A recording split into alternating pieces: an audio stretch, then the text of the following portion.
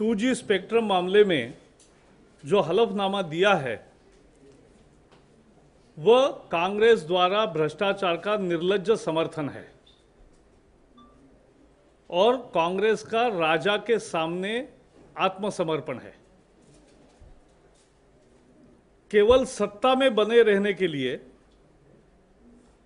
कांग्रेस कहां तक जा सकती है, गिर सकती है, इसका यह उदाहरण है। जिसका समर्थन नहीं हो सकता ऐसे चीज का वो समर्थन कर रहे हैं।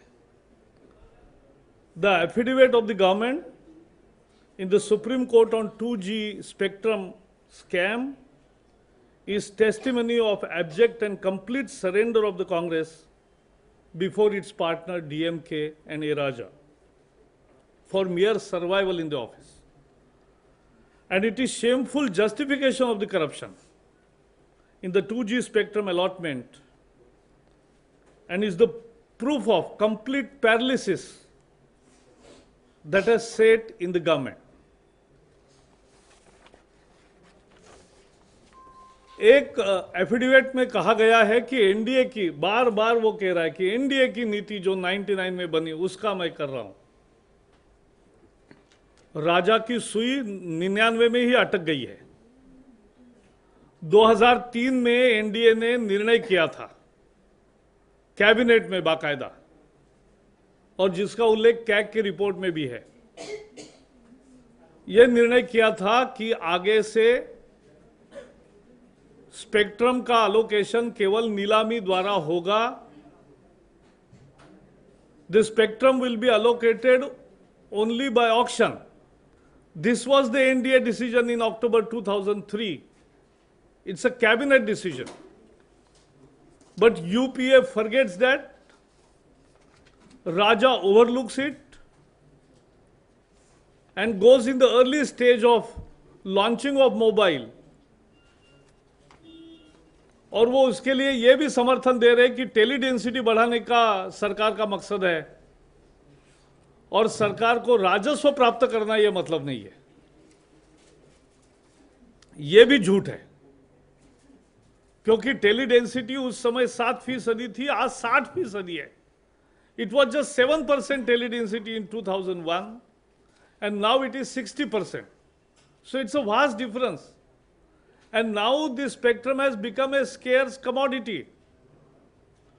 When there is a scarcity, you cannot distribute at your free will. It has to be by auction. और उन्होंने ये भी कहा कि ट्राई के अनुसार किया है। ट्राई ने भी यही सलाह दी थी, ये नहीं कहा था कि ऐसे ही बांट दो। वो पुराने 2001 की बात कर रहे हैं। कोई भी आदमी समझ सकता है कि 2008 में 2001 के दाम पर चीज बेचना गलत है, क्योंकि और इसलिए अब सवाल राजा से नहीं है, सवाल प्रधानमंत्री जी से है। मुझे तो कभी कभी समझ में नहीं आता, इंदिरा जी ने राजा के प्रीवी पर्सेस रद्द कर दिए थे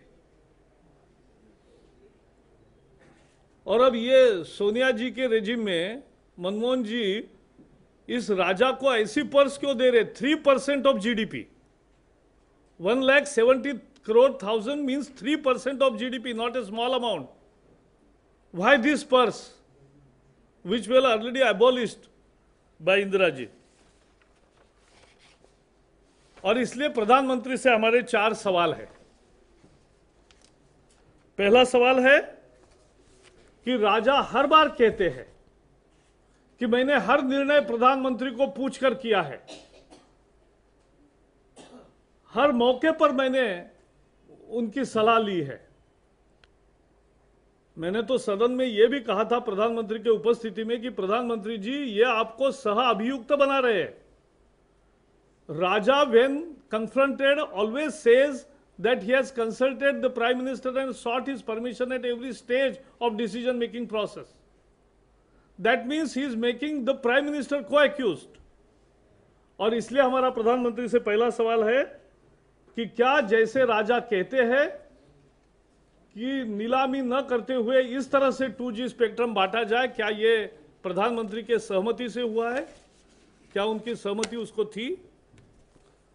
हमारा दूसरा सवाल है प्रधानमंत्री से कि क्या बिना नीलामी का 2G स्पेक्ट्रम बेचना, क्या यह डिपार्टमेंट ऑफ संचार मंत्रालय का निर्णय था या कैबिनेट का निर्णय है, मंत्रिपरिषद का निर्णय है?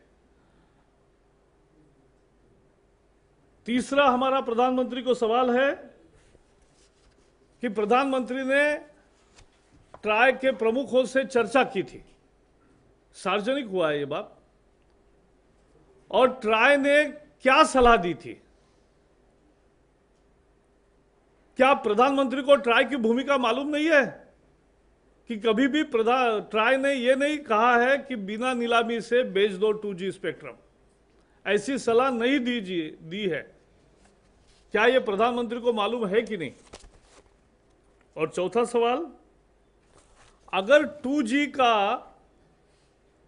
बिना ऑक्शन का, बिना नीलामी का बेचना अगर सही है, तो फिर 3G में नीलामी क्यों की? There are four questions we are raising from the Prime Minister. First, as Raja says always that he has sought permission of the Prime Minister.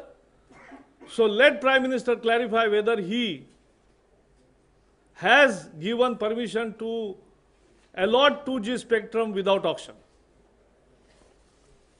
Our second question to the Prime Minister is whether the decision to allot the 2G spectrum without auction is that of the cabinet or that of the Department of Telecom. Our third question is, when Prime Minister consulted the TRAI, what TRAI offered the advice to the Prime Minister? They have explained their position. So why Prime Minister does not factor TRAI's position into it when Raja is always telling lie that TRAI has advised him to do so? And our fourth question is, if the allotment of 2G spectrum without auction was right mode of distribution of 2G spectrum, then why the government decided to auction 3G spectrum? This itself shows that government has really indulged into very many irregularities. और प्रधानमंत्री जी की अब जिम्मेवारी बनती है कि वो देश को खुलासा करे कि जो प्रक्रिया अपनाई गई, जिस तरह से डेट को प्रीपोन कर दिया गया, एप्लीकेशन देने के डेट को प्रीपोन किया गया, फर्स्ट कम फर्स्ट सर्व का प्रिंसिपल अपनाया गया, जिस तरह से लोगों को एप्लीकेशन देने से गुंडों को भेजकर रोका गया, जिस तरह से चुनिंदा पार्टियों को राजा के केबिन में बिठाया गया, और जिस तरह से अचानक टाइम भी 3 बजे तक कर दिया गया और ड्राफ्ट लाने की बात अचानक कह गई, 2 बजे press release and 3 o'clock it is over and there are 2 parties which bring draft prepared from Mumbai. ये सब जो प्रोसीजर राजा के मंत्रालय ने किया, क्या यह प्रधानमंत्री को मान्य है? इसका खुलासा करना चाहिए। और इसलिए हम मांग करते हैं कि अगर कांग्रेस में तनिक भी अगर नैतिकता का कोई अंश बाकी है, तो ए राजा को तुरंत बर्खास्त किया जाए। डीएमके ने अभी धमकी दी है कि अगर राजा को बर्खास्त करेंगे तो हमारे सारे मंत्री विड्रॉ करेंगे। अब कांग्रेस परीक्षा पर है, क्या वो राजा को बर्खास्त करके दिखा सकती है कि नहीं? देश में अगर प्रधानमंत्री का कोई अधिकार चलता है कि नहीं?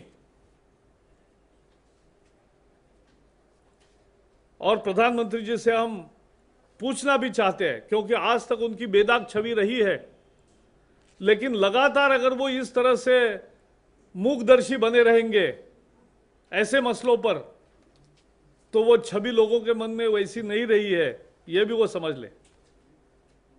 और इसलिए प्रधानमंत्री जी को खुलासा भी करना चाहिए और तुरंत राजा को बर्खास्त भी करना चाहिए। यह भारतीय जनता पार्टी की मांग है। BJP demands unequivocally that Raja must be dismissed forthwith, despite the threats from DMK. It is the issue of probity. It is the issue of principles. And now Congress is on the test whether they stand to the test of principles or not. And it is the Prime Minister who always boasts of clean image, with his silence, which is more eloquent, therefore more eloquent, must explain as to why he remains so much silent on this issue for so long, and why he is nocting, why there is a paralysis. All this needs explanation. यही मैंने आज दिया है आपको। एक और भी बात है जिसका प्रेस हैंडआउट नहीं है, इसका हैंडआउट है। कुछ चीजें मैं ऐसे नए बोले हूं, आपने लिख के लिया है तो आप ले लेंगे। Both sir, we take care of everybody. मैं तो 23 भाषा में दूंगा, जैसे मेरे घर में 23 भाषा में बोर्ड है, वैसे भी मैं देने की चेष्टा करूंगा।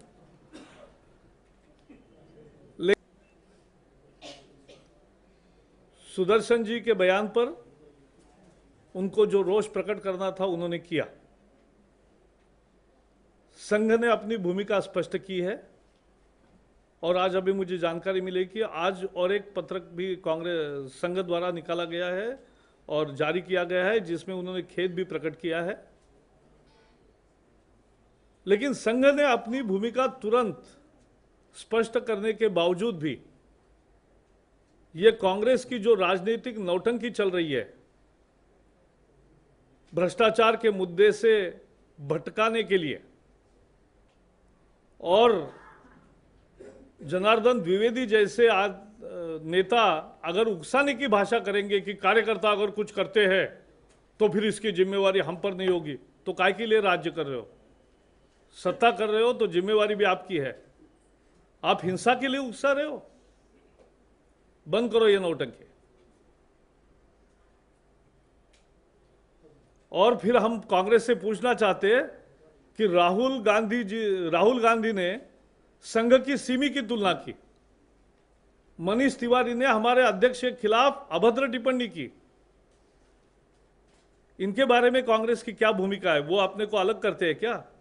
संघ ने तो अपनी उदारता का परिचय देते हुए सही कहा और खेद भी जताया, लेकिन क्या कांग्रेस राहुल और मनीष के वक्तव्य के बारे में खेद जताने को तैयार है? बिना सबूत कुछ भी बोलेंगे और कांग्रेस उसका भी समर्थन करेगी, ये नहीं चलेगा। दोहरा न्याय नहीं होता। जैसा हमने कहा था कि मनीष तिवारी माफी मांगे, अध्यक्ष पर बेबुनियाद हमारे आरोप लगाए उन्होंने कि प्रॉक्सी फ्लैट लिया था, वो झूठ था, वो तो हमने पहले ही दिन कहा। सबूत पेश करो या माफी मांगो, नहीं तो हम नोटिस देंगे और कानूनी कार्रवाई करेंगे।